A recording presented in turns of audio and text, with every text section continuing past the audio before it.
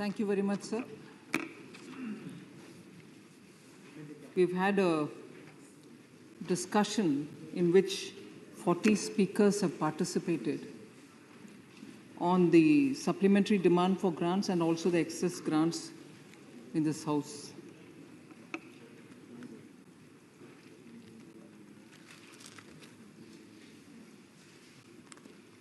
There has been a concern expressed by many members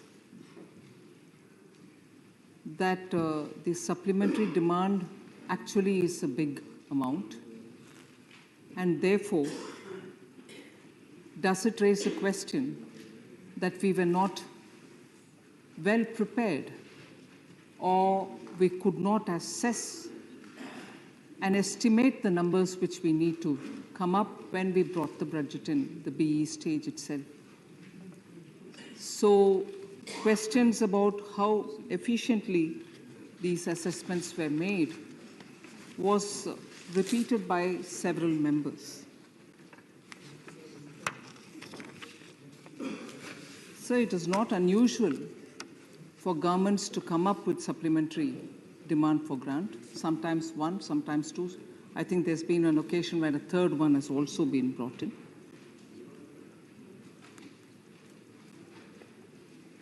And when supplementary demand for grants earlier, 1 and 2 put together, were 20% of what was estimated earlier in the BE. And some other times it was 19% when in 2021, post the COVID. This time with this supplementary demand for grants, which is just the first one, only 8% of the BE is being brought in here. So it's not a very big sum in that sense. It's 8% compared to 20% which has come earlier, post the global financial crisis. So supplementary demand for grant allows government to come up with additional demands. And in this particular case, since it is post an international or global situation,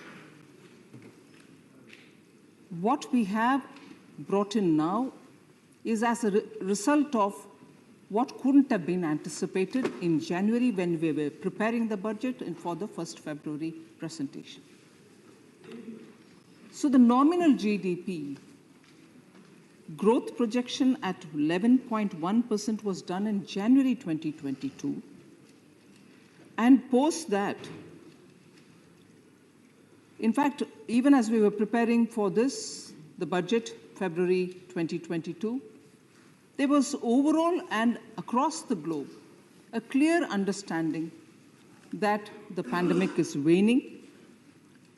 Measures of recovery taken by different governments, different countries are all probably impacting, and therefore there was a road to recovery and a good road to recovery.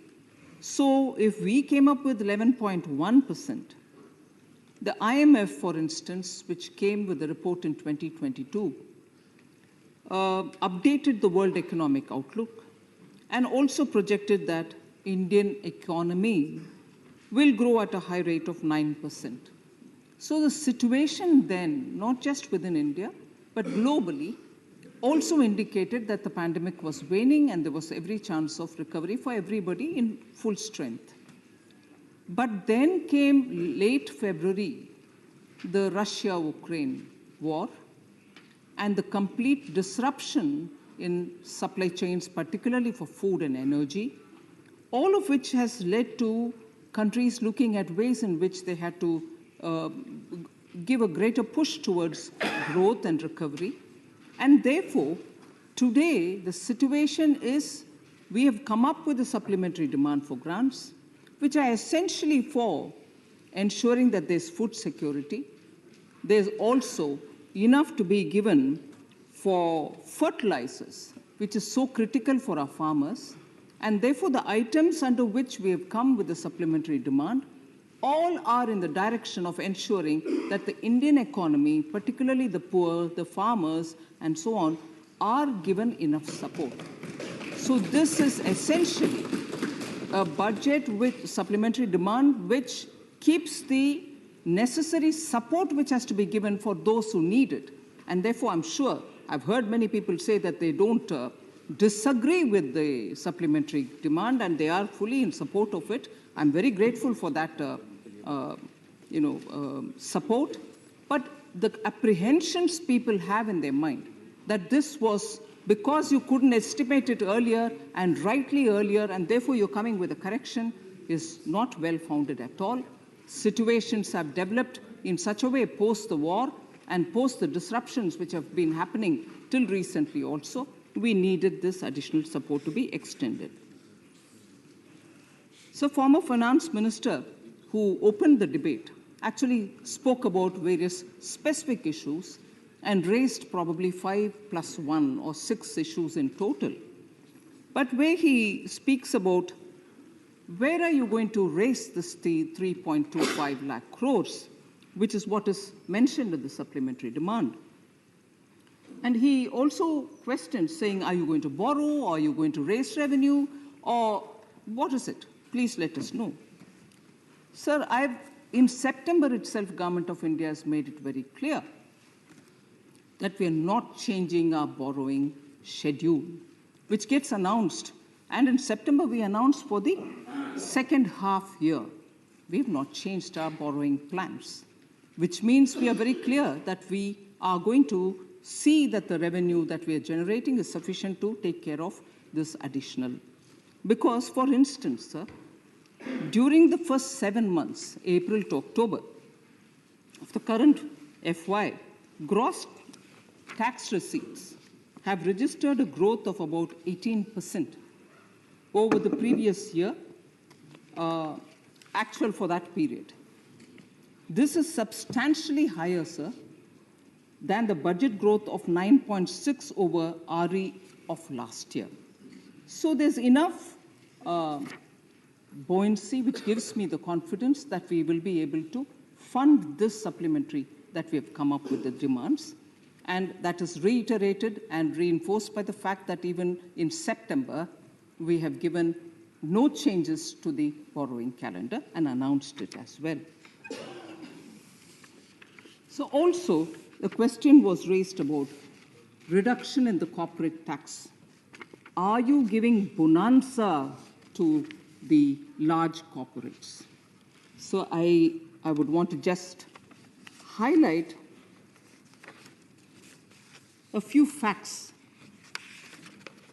So in 1994, under Dr. Manmohan Singh, the corporate tax was cut to 40% from then prevailing 45%.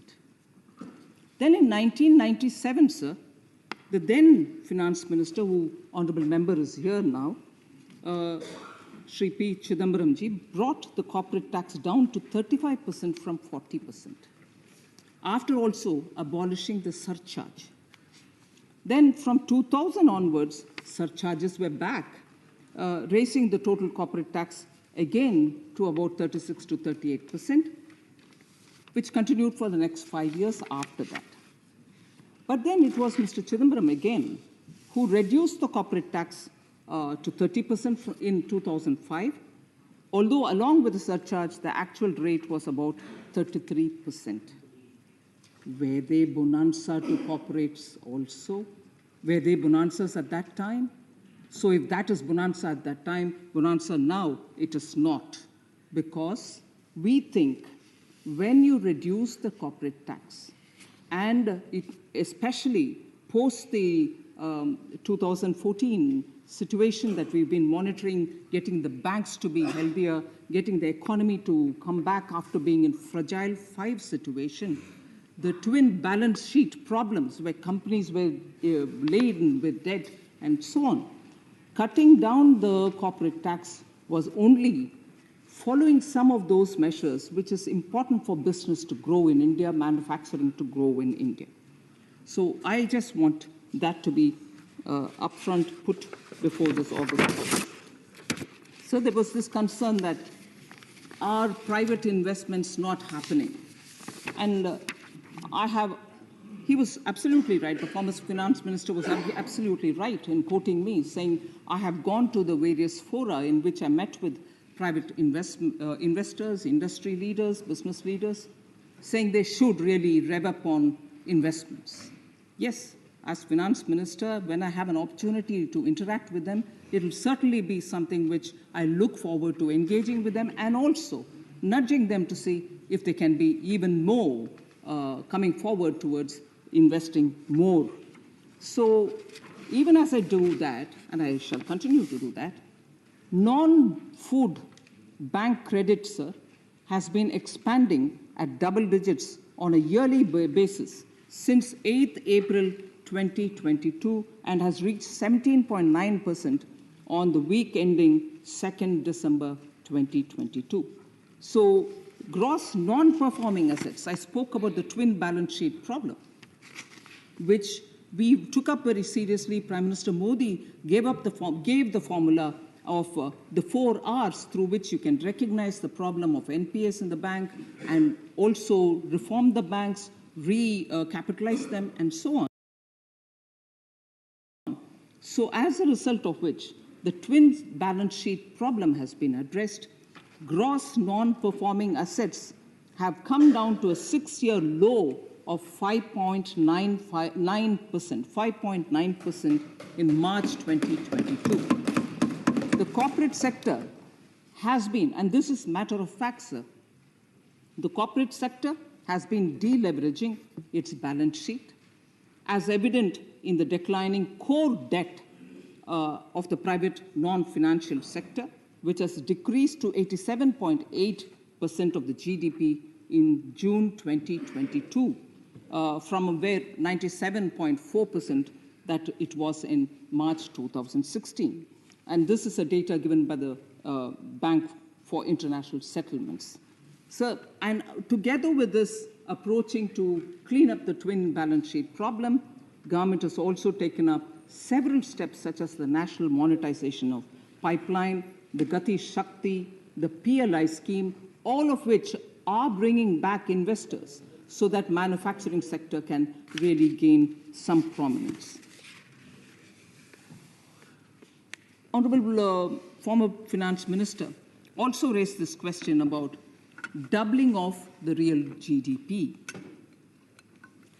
He observed that from 1990-91, it took 12 years to double the GDP, that is 25 lakh crores to 50 lakh crores.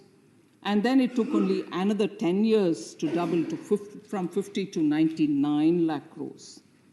So pointing out that since this government is in the 9th year, will we double the GDP, going by the trend that every 10 years you see them doubling? So Indian economy certainly witnessed an average growth of 6.6 from 2014-15 to 19-20. But these 10 years will have to also be looked at, particularly the last 5 years will have to be looked at from the point of view of COVID as well, where 1 full year we had to get into negative terrain as a result of the way in which globally all economies were thrown hither-thither, and the lockdown and so on. So despite that, I can only say that we are somewhere very close to doubling it.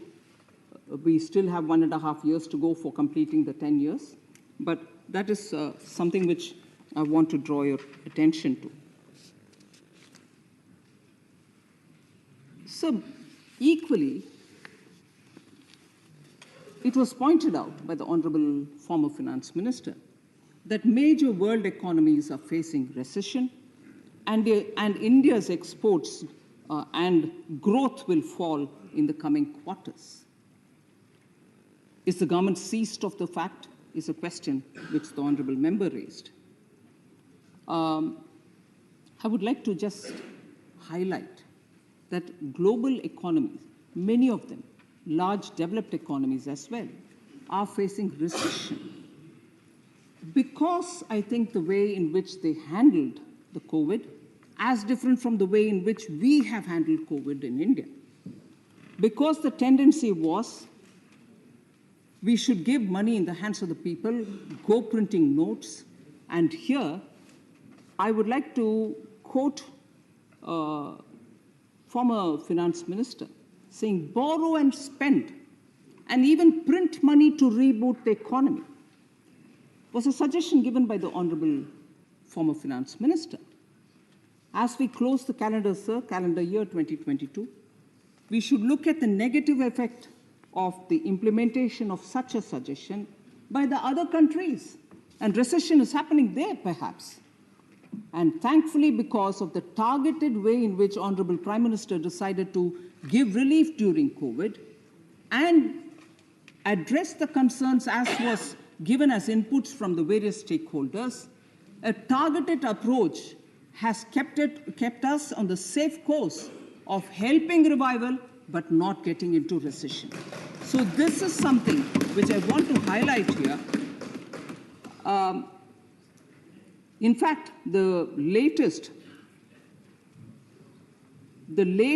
World Bank report, sir, which had given an accurate analysis, it was a snapshot of a picture, which I did go into details when I addressed in the Lok Sabha. When the world was dealing with taper tantrum, the situation then has been compared with the situation now, and the latest World Bank report has given a clear, pointed analysis where it says macro fiscal fundamentals are better than they were during the taper tantrum episode in 2013, speaking about India, when India was classified under a fragile 5. So, if macroeconomic fundamentals are better now, post the COVID, and this is not my observation, this is coming from World Bank, and I'm not comparing it with how things were handled during the taper tantrum 2013. It is World Bank saying that we have in India kept our fiscal fundamentals better now than how it was kept at that time. And multiple times, both the IMF and the World Bank have said in several occasions, India is the brightest spot in the global economy and is an island of hope for global growth. So I just want to highlight the fact that real GDP growth and doubling of it is certainly a good indicator for which any government should work. But the way in which we have handled during COVID has kept us away from recession, whereas those who followed certain common principles, which was heard as advice given here also, have gone into recession. So then, 4 engines of growth. Government expenditure, I'm grateful it was observed, not just by former finance minister, but by many other members as well, that government's public expenditure is going on and good numbers have been allocated in the budget and so on. So I just want to highlight on private investment on which many members voiced concern saying, is it happening, is it not? And specifically, former finance minister also raised concern about it. I want to highlight how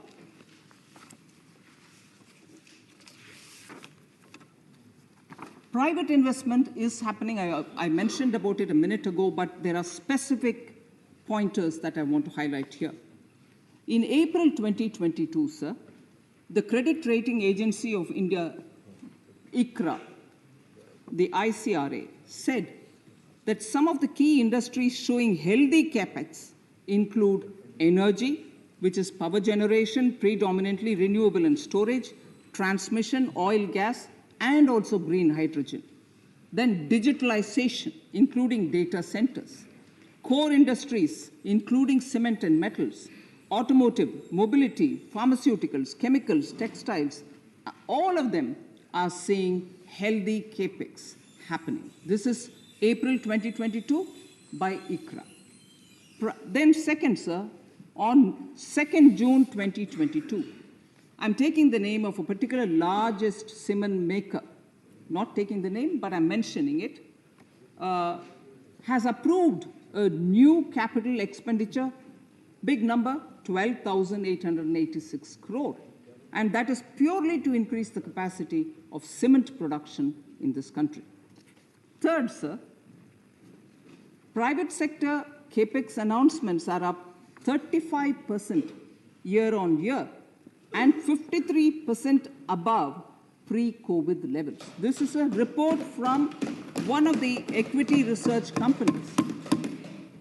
Financial year 23, India private sector capex is seen to be driven by chemicals and renewable energy. This is an observation by one of the institutes which looks at equities research. And finally, on 14th December 2022, the Mahindra Group has announced 10,000 crore of investments in EVs in Maharashtra. So private sector capex is happening, and it is something which is got to be noticed because of the favorable policy. The PLI, for instance, is a policy which we are seeing absolute robust response from the industry. 14 sectors have been given PLI, and that is drawing a lot of investments to come into the country. And even the capital expenditure, which I announced in the budget, had a state component, which is giving the states a 50-year loan, which will ensure the geographical spread of capital expenditure. And given that the current bond market and the yields are going up, that is an expenditure which the government of India is bearing, the interest. But we've given it to the states so that that can happen in all the states across. And that will also help us have, that will bring in the virtuous cycle, because the government would spend on investment, infrastructure building. So private final consumption expenditure stood at 58.4% in Q2, quarter 2, in 2022-23, the highest among second quarters of all years since 2013-14. And similarly, exports have been buoyant and at 23.3% of GDP in quarter 2 of 22-23, which is again highest among second quarters of all years since 2015-16. So contact-intensive services, that sector has completely recovered the pre-pandemic gross value addition levels in quarter 2 itself, and now they're going further. So largely the concerns which the former finance minister has expressed are concerns on which I'm happy to respond, that actually positive growth is happening. And I would like to assure the House that we are keeping a good eye on inflation-like considerations, which are purely extraneous nowadays because of the fuel, fertilizer prices. So Member Derek O'Brien, who also spoke, is not here. He did explain, saying he's not going to be around here. He's going because of a pre-scheduled event. However, on some points, I would certainly like to respond to him, although he's not here, sir. There was a concern expressed that the states were spending 46% more than the union government in 2014, and now 150% more than the union government.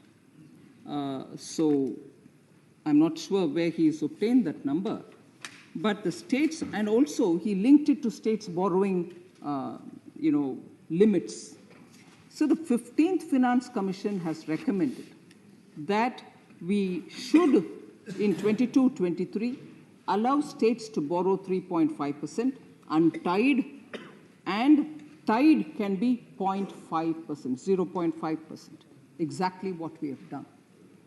And for 23-24, the Finance Commission again said till the end of the finance cycle, the Finance Commission cycle, it should be 3% of the GDP untied and 0.5% tied, linked to power sector reforms. Exactly the same is being followed by us. So I just want to also inform Member Derek that the share of the central taxes used to be given out on the 20th of every month. In fact, just to help the states to have the money earlier, we have advanced it to 10th of every month. Now, 10 days earlier, states receive the central share of the central taxes. So 10 days in advance. And again, we've also given 2 advance installments, released it so that states get the money in their hand well before the expected times. Even GST compensations have been sent well in advance, sir.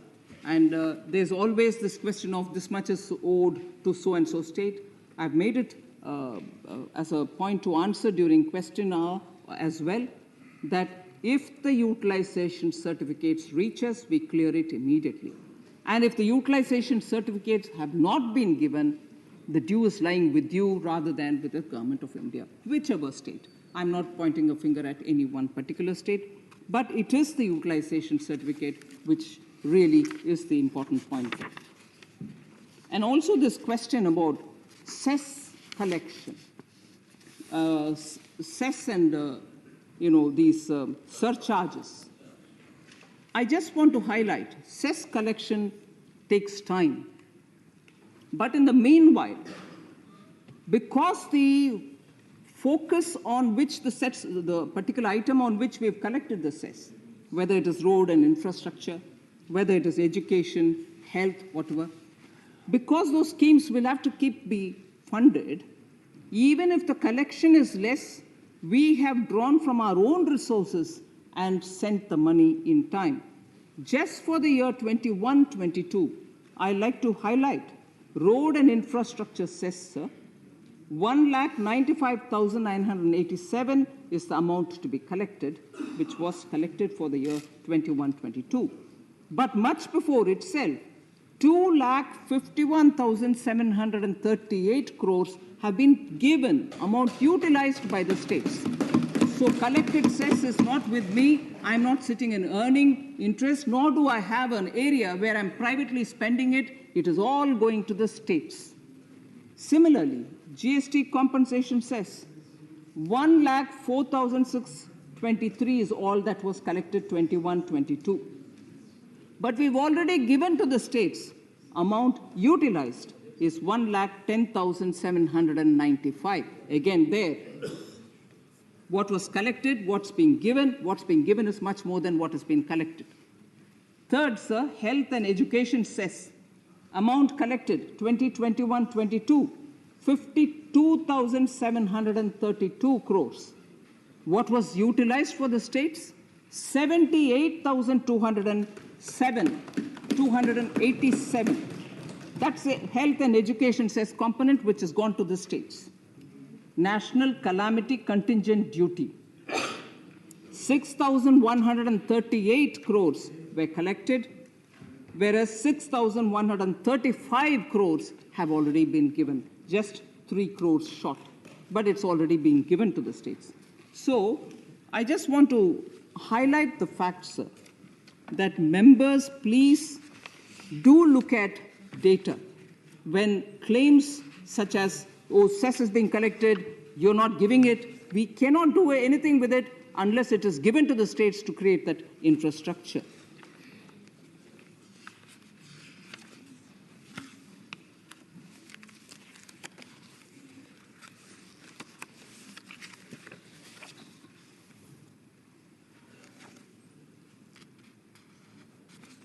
So this was a point which was raised by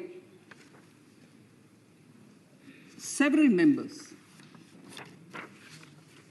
And in that, I just want to highlight that if this is the case with 21-22, the year immediately after the COVID, Center is more keen to have projects completed.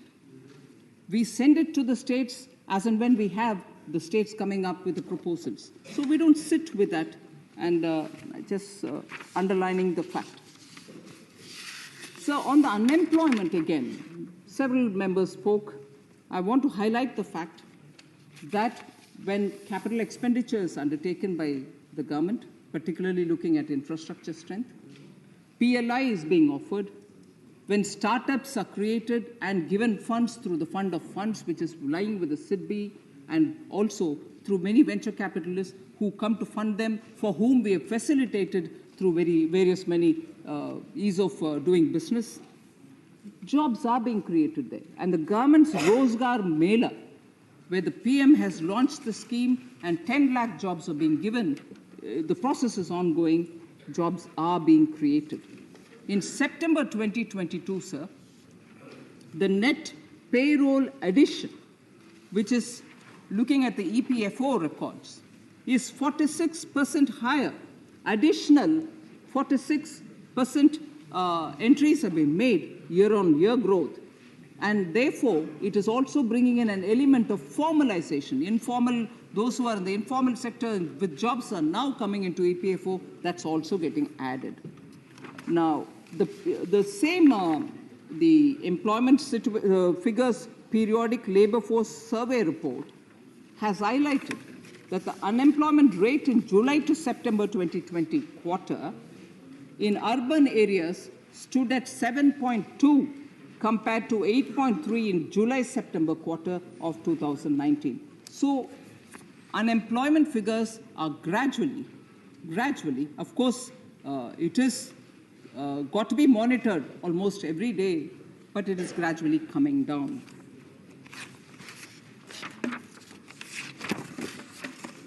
So there was a lot of concern expressed about left-wing extremism. In order to address the issue of left-wing extremism, Government of India approved a national policy and action plan to address the LWE in 2015.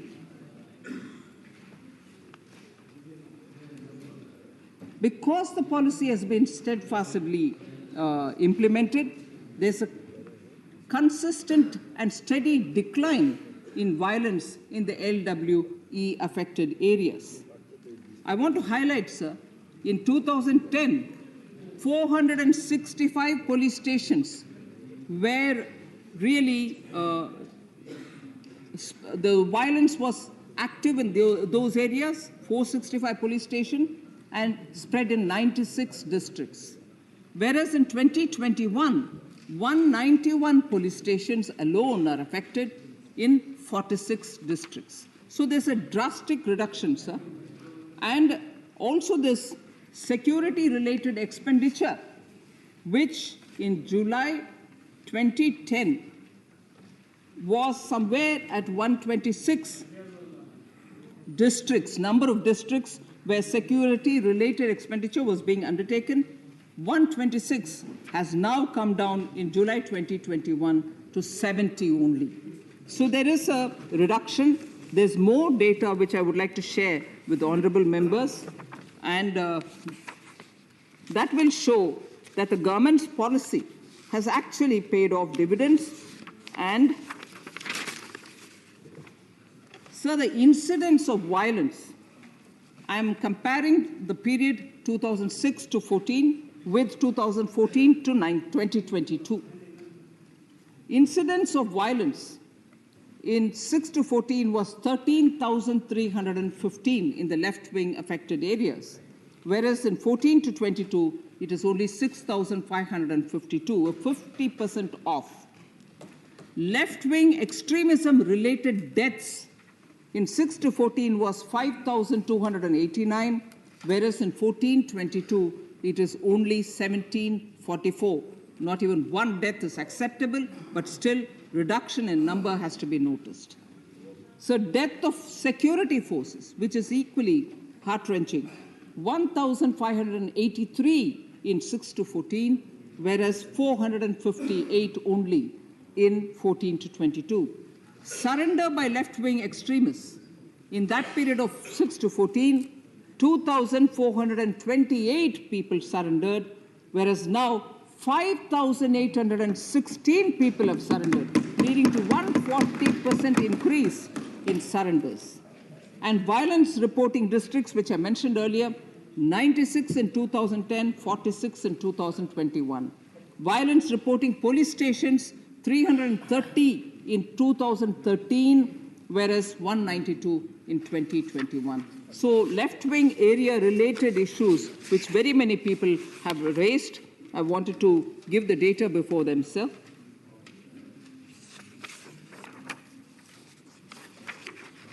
So Honorable Member Kanimuri had raised questions about MSMEs, they're not getting funds adequately and so on.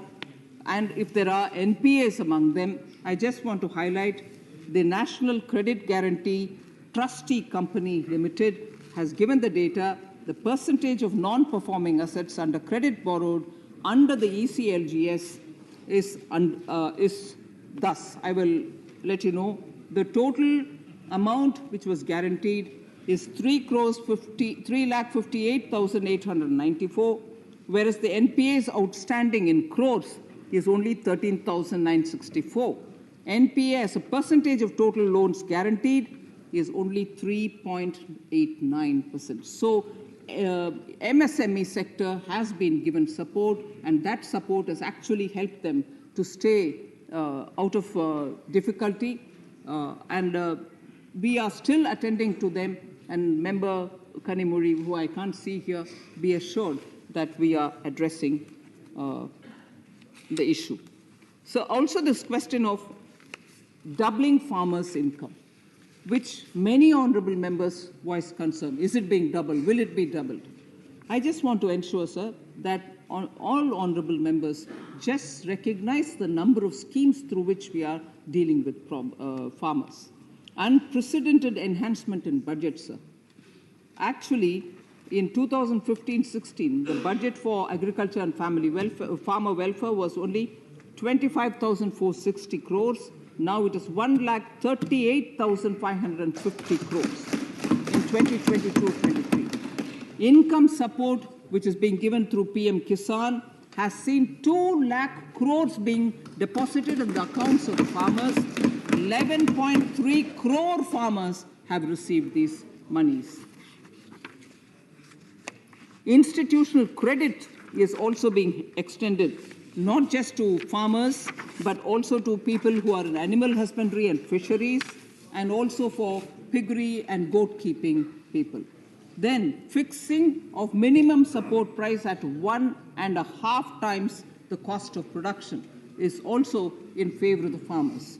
Per drop more crop has seen so far an area of 69.55 lakh hectares being covered under micro irrigation through the PDMC scheme from 2015 and 16. Similarly, sir, micro irrigation fund with initial corpus of 5,000 crores has been created in NABARD. In the budget announcement of 21-22, the corpus of the fund has been increased to 10,000 crores from where it was in 5,000 crores. Sir, promotion of farmer producer organizations, several of them.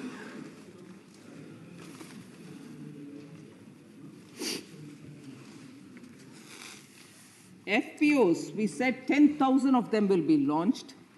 29th February 2020, the Honorable Prime Minister came up, launched that budget, outlay of 6,865 crores, which will last till 27-28. So providing soil health card, improvement of farm produce logistics, introduction of Kisan Rail are all taking care of the farmers, and that will naturally lead to bettering their income. So Member Raghav Chadda is not here. I just want to highlight that he said underestimated BE numbers and mismanagement of budgetary allocation. I thought I've addressed this, but I just want to highlight the fact again that after the global financial crisis, 2008-9, 20% of the original budget came as supplementary demand for grants, 20% in 2008-2009. And after the COVID crisis in 2020-21, we have come up with a supplementary demand for grants for 19%, whereas what we have come out now is only 8% of the fiscal. He also, Honourable Member Raghav Chadha also said that, debt and total debt, outstanding debt for the central government. So central government debt, or the total liability of the central government, has actually been coming down since 2013-14 till we were hit by COVID. I just very quickly run down the numbers, sir. 2013-14, as a percentage of GDP, it was 51%. 14-15 saw it come down to 50.1, 50.2 the next year, 48.7 next year, 48.5 the next year, 49.0 the next year, which is 2018-19. But post-COVID, sir, it went up to 52.4, which was drastically brought down, 52.4, 61.6, but which was brought down to 58.7. It is coming down even as we speak. So we have been careful about the borrowing and also the liability of the central government. Sir, Member Raghav Chadda has also been saying things about inflation and in a very colloquial and also very populist way, he said, what is Aadhaar card? You should actually be giving Udhar cards. And he also said, inflation, the wholesale inflation, WPI inflation is high and it is in double digit. Sir, he's a qualified accountant. Honorable member is a qualified accountant. I'm not one. So with my limitation, but I still want to present before him that he should kindly look into the numbers before he speaks. He's not here, unfortunately. Sir, at one point in time, during his Gujarat visits, the honorable member had mentioned that every person in Gujarat has a debt of 58,000 crores per capita, that is, every person. And the Gujarat government spends 38,000 crores on every person annually. Sir, unbelievable. I would like to request the honorable member to revisit his numbers. Similarly, he said WPI inflation is high and in double digit in India.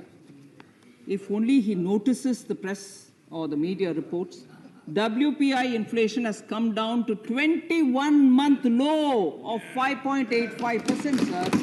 Where is it in double digits? Wholesale food inflation is at 2.17%, sir. So, qualified accountants. So similarly, Udhar card, when you hear it as opposed to Aadhaar card, it's very appealing. But we should not mock the small borrowers who are going to the bank under Mudra loan, KCC, crop loans being taken, MSMEs are coming under ECLGS, and also Mudra, and also other small loans which many of the small business retail loans that they take. Is Aadhaar card helping them in the bank and then going and taking because their KYC gets established?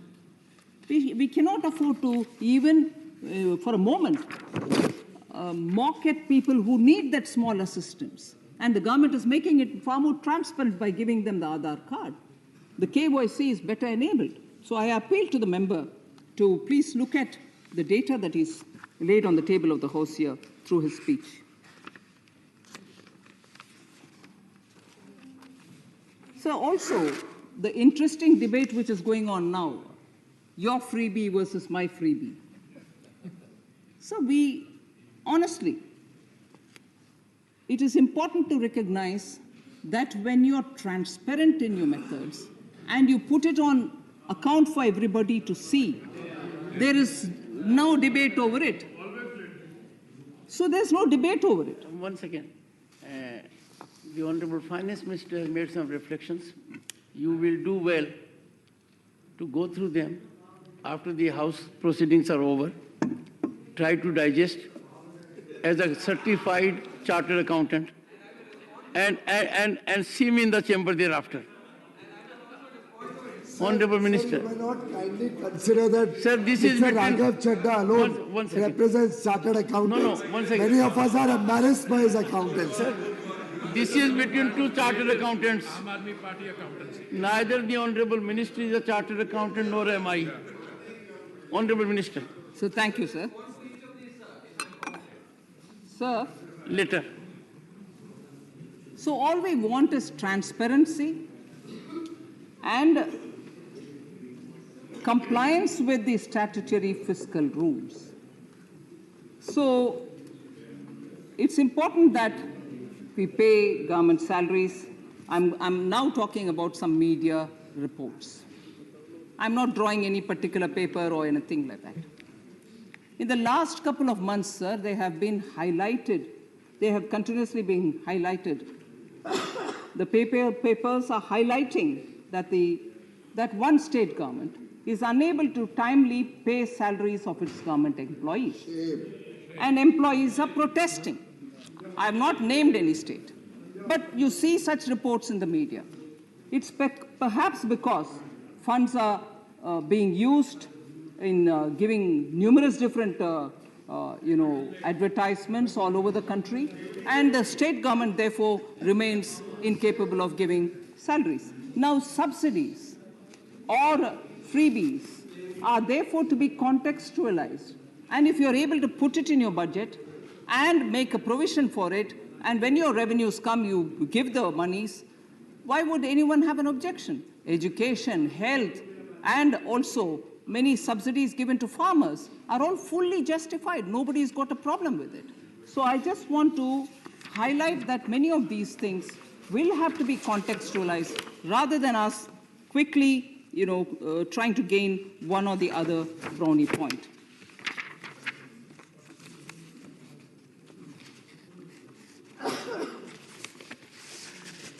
Sir, there were discussions on malnutrition. Honorable Member Ami Yagnik, with whom I've had from before the time when BJP came to power, a lot of interaction in television debates. I respect her for the dedication with which she does her business. I just want to highlight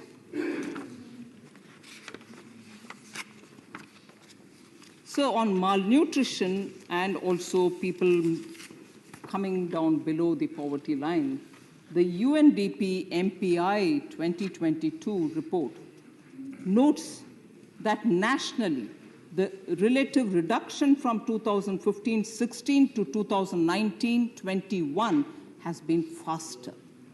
11.9% a year compared to 8.1% from 2005-6 to 2015-16.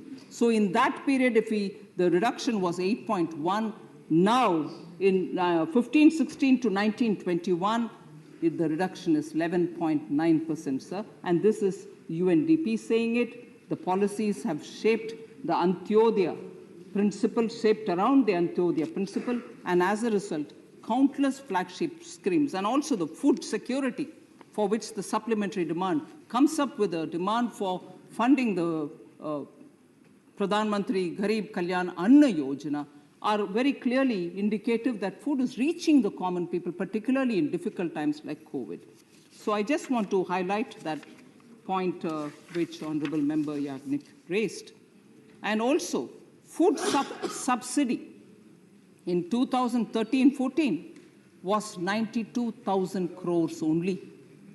Whereas in BE 22-23, sir, we have provided for 2,06,831.09 crores. So we are taking the nutrition and food security of people very seriously, and that is why. And after the supplementary, this supplementary demand, the allocation would go up to more than 2.8 lakh crores for the year 2022-23. So we didn't allocate it at the beginning, but we have not hesitated to add now, just to ensure that food security is being kept in mind.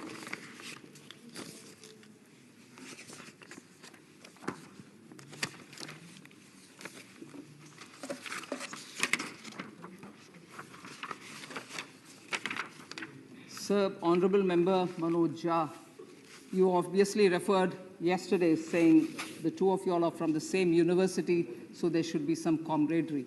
I just want to highlight, sir, it was very interesting to hear Honorable Member speak about double-engine Sarkar, and that it's not constitutionally envisaged, and you are trying to make sure by doing this, for those states which are not double-engine, it is becoming trouble engine. He said that. So I just want to highlight how trouble engines work. Sir, when the central government was with the UPA and the party to which Honorable Manoj Jha belongs to, between 2004 and 14, the deliberate way in which many states were put to difficulty are so many that your words of troublemaking or trouble engine, not double engine, are so true. Trouble engines were then and not now. Trouble engine, Sardar Sarovar Dam, sir. The plan was made in 1979. The construction began in 87.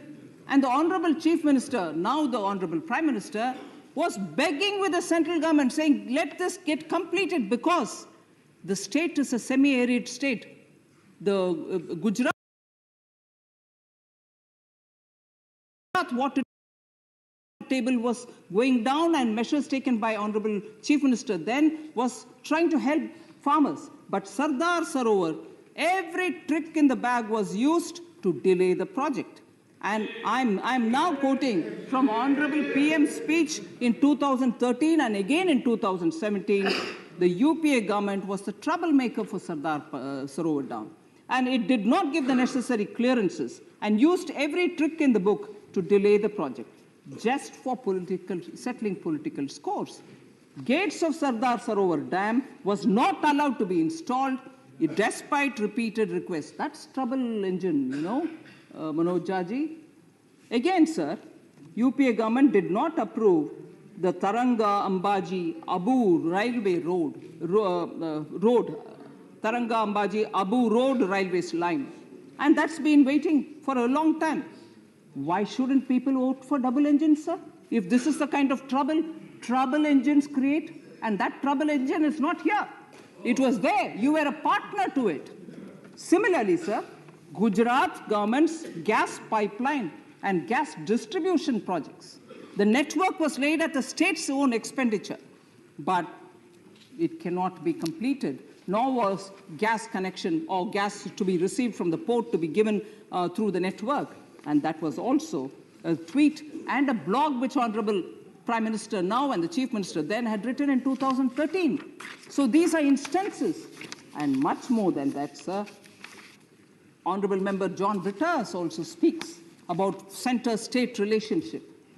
He belongs to a party which became a victim of the trouble engine, even in 1959. The misuse of 356, the misuse of Article, even now, I'm glad to hear, but you are very cohabiting comfortable with them. Sir, Article 356. You are against? Oh, really? Oh. Because I see quite a lot of friendly matches happening between the two. Sir, Article 356, the misuse of it began in 1959 when EMS Namboodiripad government was thrown out, saying, law and order, you get out. Sir, August 1984, Governor Ramlal dismissed N.T. Ramarao's government in TDP government in Andhra Pradesh.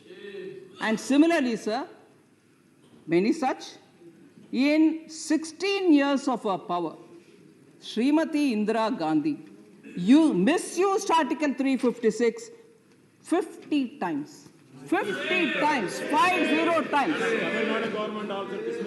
Yes, MGR government, also the DMK government. Post-emergency, DMK government also was dismissed. So, misuse of Article 356, central state federalism relationship, both RJD and CPM should now stand up and say, was it better? Trouble-making, trouble engine. Where is the trouble engine? So, let's be sure that double engine works. Trouble engine is the one which did all this for us. Please.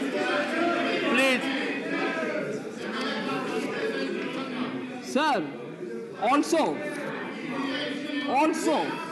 Honorable Member Manoj Jha said, like many others who said, sir, that the government is working only for the corporates and not for the Aam Aadmi. I just want to highlight and thank Honorable Member Ajay Pratap Singh, I can't say, he's here. He started listing out, saying, is this for the corporates? Is this for the corporates? He was right. Our government, sir, works on the development of all and appeasement for none principle. Our principle is that development for sabka saath, sabka vikas. There is no appeasement. And therefore, when you have Jan Dhan Yojana, is it going for the corporates? Jam Trinity went for the corporates. PM Ayushman Bharat, does it go for the corporates? Ujjwala, does it go for the corporates? Ujala, does it go for the corporates? Krishi Sinchai Yojana, Fasal Bima Yojana, do they go for?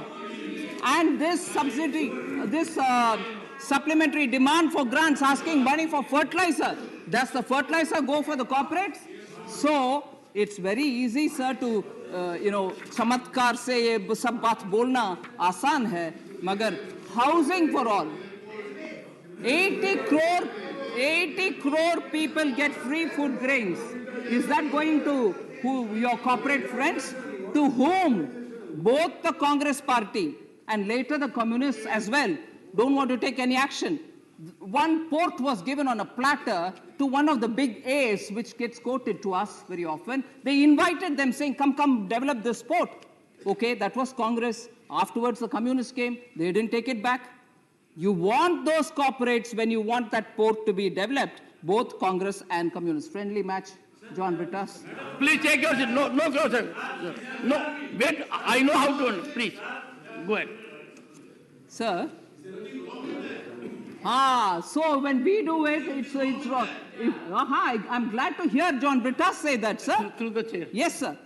I'm very glad. Is there anything wrong with that? Yes. So when you have projects which are through an open, transparent tender process going to a particular corporate, we doing it will become, oh, you're giving it only to Ambanis and Adanis, whereas they invited on a platter, come and develop my Virinjam port.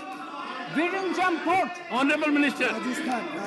And in Rajasthan, sir, Honorable Chair, Rajasthan has given lands to one of the big corporates. Was that? And there are other states also like that. So corporates is only a pet, bait which they like to throw. But when they do it, it's all chup chop. At that time, the friendly match between Congress and communists will go on. Yes, it will go on. Sir, also... Please. Also, sir...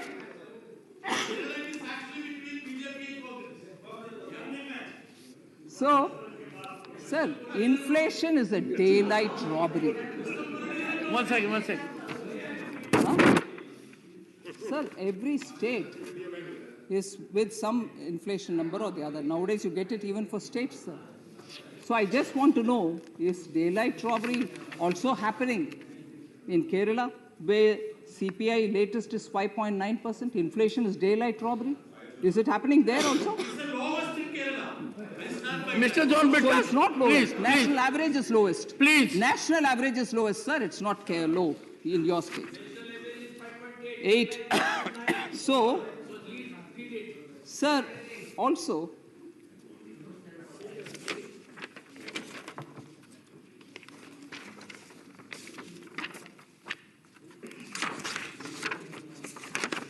Sir, Honorable Member Dola Sen spoke about BSNL.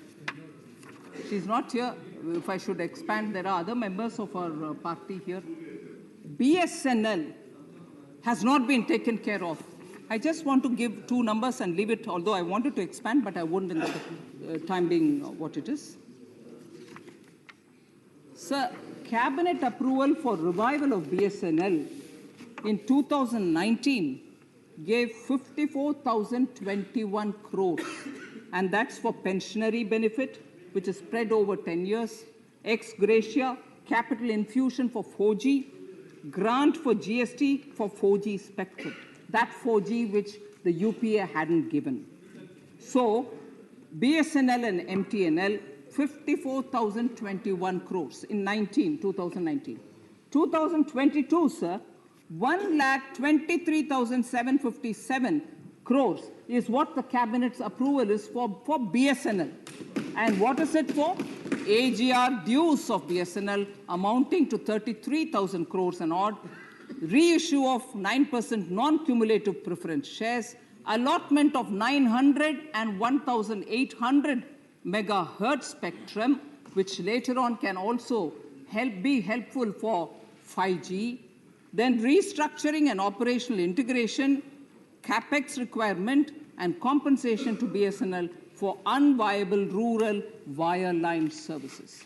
So BSNL is being taken care of, not just in 1 year, not just for one head, but overall revival of BSNL. Sir, I've also heard, sir, a lot of people saying, oh, you can't harass, the point which both Manoj Jha and John Rittas made, later on member Priyanka Chaturvedi also made. 28, that you're using ED to oppress opposition parties, and you're not able to. No, sir.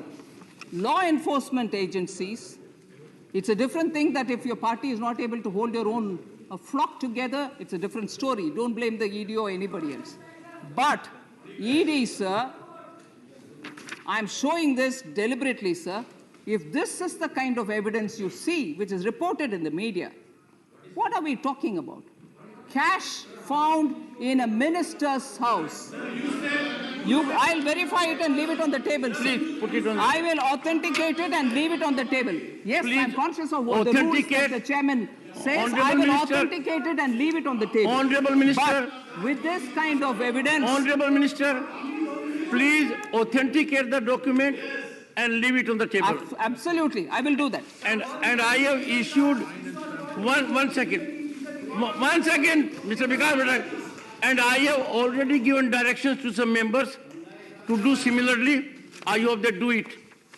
Please, go ahead. Sir, and also this question of 1 minute, sir. I will just...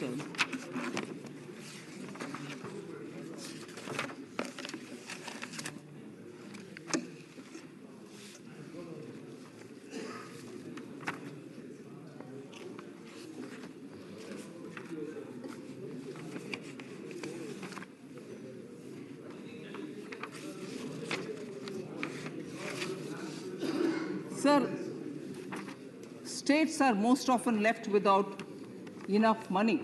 I'm coming to the end, sir, with this side.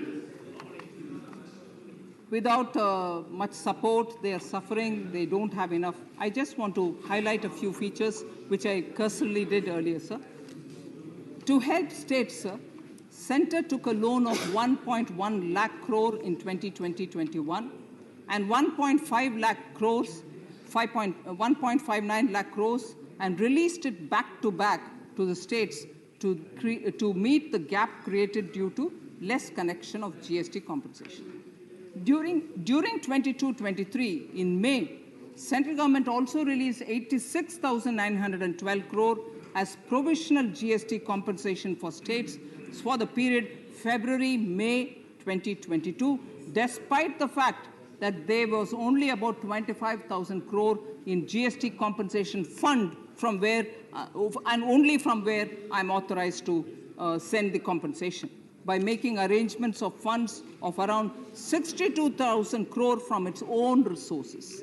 Again in November, sir, Centre released an amount of 17,000 crore towards the balanced GST compensation for the period April to June 2022. So the total amount of compensation released to the states and UTs so far, including the above-mentioned items, is 1,15,662 crores.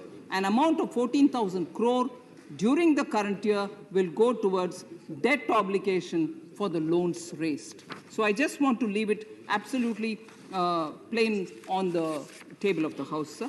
So with these words, I think I largely have addressed the concerns of most of the members, and I thank you for giving me this opportunity.